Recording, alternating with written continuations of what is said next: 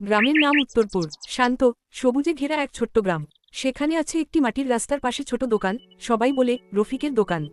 রফিক চাচা প্রায় ৩০ বছর ধরে এই দোকান চালাচ্ছেন।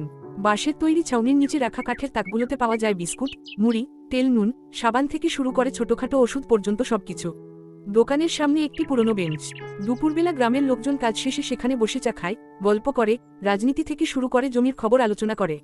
শিশুরা এসে চকলেট, চানাচুর কিনে, আর কেউ কেউ আসে খাতা কলম নিতে। রফিক চাচা শুধু দোকানি নন, তিনি এই গ্রামের এক অভিভাবকের মতো।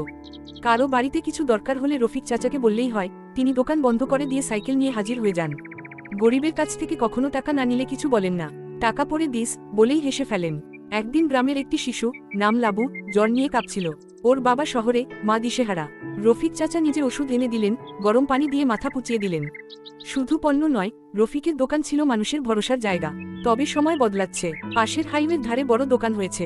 কিছু লোক এখন আর রফিকের দোকানে আসে না। তবু রফিক চাচা বলেন, আমি যতদিন আছি, এই দোকান চলবেই। একদিন স্কুল থেকে ফিরে লাবু এসে বলল, চাচা, আমি বড় হয়ে আপনার মতো দোকান চালাবো। রফিক চাচার চোখে জল চলে এল।